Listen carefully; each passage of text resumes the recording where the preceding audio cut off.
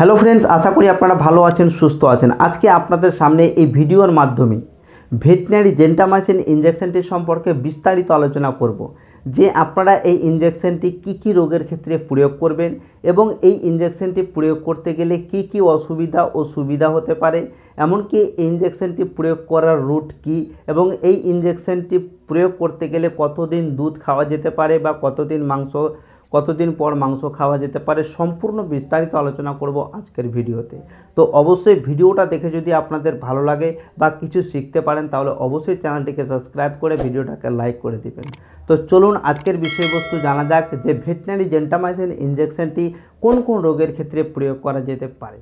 তো gentamicin injection হচ্ছে একটি অ্যান্টিবায়োটিক ইনজেকশন। এই ইনজেকশনটি গরু, মহিষ, ছাগল, শূকর, ভেড়া, এমনকি বিড়াল ও ছাগলের ক্ষেত্রেও এই ইনজেকশনটি প্রয়োগ করা যেতে পারে। এই জেন্টামাইসিন ইনজেকশনটি গ্রাম নেগেটিভ ধরনের ব্যাকটেরিয়াকে ধ্বংস করে থাকে। এই ইনজেকশনটি খুব সুন্দরভাবে কাজ করে থাকে বিভিন্ন রকম রোগের ক্ষেত্রে। তো অবশ্যই আপনারা ভিডিওটা পুরোটাই দেখবেন, কোনো রকমের স্কিপ করবেন না। এবার বলে দিই যে জেন্টামাইসিন ইনজেকশনটি আপনারা গরু, মহিষ এবং ছাগলের কী রোগের ক্ষেত্রে প্রয়োগ করতে পারেন। এই ইনজেকশনটি আপনারা প্রয়োগ করতে পারেন গরু, মহিষ এবং ছাগলের প্রত্যেক প্রাণীর যদি কোনো শ্বাসনালী সম্পর্কিত কোনো রোগ হয়ে যায়, সে সকল রোগের ক্ষেত্রে আপনারা প্রয়োগ করতে পারেন। 2 নম্বরে আপনাদের বলে দিই যে এই ইনজেকশনটি আপনারা প্রয়োগ করতে পারেন মূত্রনালী সংক্রান্ত যে সকল রোগ হয়ে থাকে, সেই সকল রোগের ক্ষেত্রে আপনারা এই ইনজেকশনটি প্রয়োগ করতে গেলে খুব ভালো রেজাল্ট পাবেন।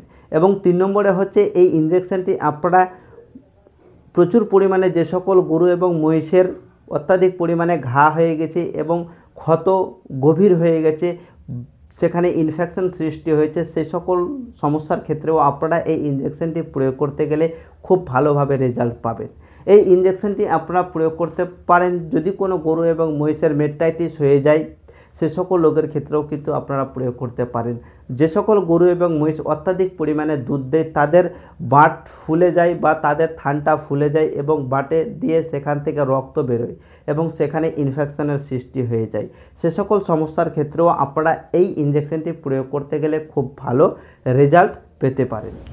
এবার বলে দিই যে এই জেন্টামাইসিন ইনজেকশনটি আপনারা গরু, মহিষ এবং ছাগলের ক্ষেত্রে কিভাবে প্রয়োগ করবেন এবং কোন রুট দিয়ে এই ইনজেকশনটি প্রয়োগ করতে পারেন। তো বন্ধুরা, এই জেন্টামাইসিন ইনজেকশনটির বিশেষ কোনো ডোজ দেওয়া নেই, তবে এই ইনজেকশনটি আপনারা প্রয়োগ করতে পারেন ওজন অনুপাতে বা বয়স অনুপাতে, এমনকি কোনো রোগ হতে গেলে সেই রোগের সংক্রমণ কিভাবে আছে সেই হিসাবে এই ইনজেকশনটি প্রয়োগ করা যেতে পারে একজন ডাক্তারের মতামত নিয়ে।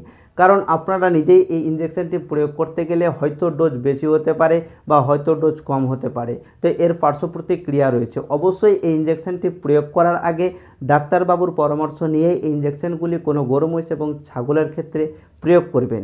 এবার বলে দিই যে এই ইনজেকশনটি আপনারা কোন রুট দিয়ে প্রয়োগ করবেন। এই ইনজেকশনটি প্রয়োগ করা যেতে পারে ইন্টারভেনাস অর্থাৎ আইভি রুট দিয়ে এবং ইন্টারমাস্কুলার অর্থাৎ মাংসপেশিতে। এই ইনজেকশনটি 2 রুট দিয়ে প্রয়োগ করা যেতে পারে। এবার বলে দিই যে এই জেন্টামাইসিন ইনজেকশনটির পার্শ্ব প্রতিক্রিয়া কী রয়েছে। এই জেন্টামাইসিন ইনজেকশনটি প্রয়োগ করতে গেলে গরু, মহিষ এবং ছাগলের কোনো প্রকারের ক্ষতি হতে পারে কি না। তো বন্ধুরা, অবশ্যই এই ইনজেকশনটি হচ্ছে একটি অ্যান্টিবায়োটিক ইনজেকশন। এই ইনজেকশনটি প্রয়োগ করতে গেলে গরু, মহিষ এবং ছাগলের শরীরের সে পার্শ্ব প্রতিক্রিয়া হতে পারে।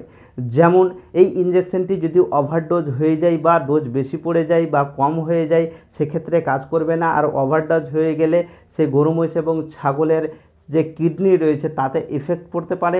এমনকি এই ইনজেকশনটি প্রয়োগ করার ফলে গরু, মহিষ এবং ছাগলের খাওয়া দাওয়া কমে যেতে পারে। তো অবশ্যই সেই দিকটা মাথায় রেখে আপনারা ট্রিটমেন্ট করবেন। তো বন্ধুরা, এই ইনজেকশনটি প্রয়োগ করার পরে গরু এবং মহিষের দুধ আপনারা পান করতে পারেন 3 থেকে 5 দিন পরে এবং মাংস খাওয়া যেতে পারে 7 থেকে 14 দিন পরে। অবশ্যই আপনারা মাথায় রাখবেন যে ইনজেকশনটি প্রয়োগ করার পরে কিন্তু মাংস বা তার দুধ খাওয়া যাবে না। খেতে গেলে অনেক ক্ষতিও হতে পারে, এমনকি আপনাদের বিভিন্ন রকম সমস্যার মধ্যে পড়তে হতে পারে। তো অবশ্যই সে কথাটা মাথায় রাখবেন এবং তারপরেই কিন্তু ট্রিটমেন্ট চালিয়ে যাবেন। আর যদি আপনারা নিজ ইচ্ছায় ট্রিটমেন্ট করতে যান, সেক্ষেত্রে আপনারা ভেবেচিন্তে ট্রিটমেন্ট করবেন। তো বন্ধুরা, আশা করি আজকের এই ভিডিওটা আপনাদের ভালো লেগেছে। যদি ভালো লেগে থাকে তাহলে অবশ্যই লাইক, শেয়ার এবং কমেন্ট অবশ্যই করবেন, কারণ আপনাদের লাইক, শেয়ার ও কমেন্ট আমাকে অনেকটাই উৎসাহিত করবে নতুন নতুন ভিডিও আপলোড করতে। তো আজকের মতো ভিডিও এখানেই, পরবর্তী ভিডিওতে আবার দেখা হবে নতুন একটা ভিডিওর সঙ্গে। ততক্ষণের জন্য আপনারা ভালো থাকুন, সুস্থ থাকুন। থ্যাংক ইউ, ধন্যবাদ।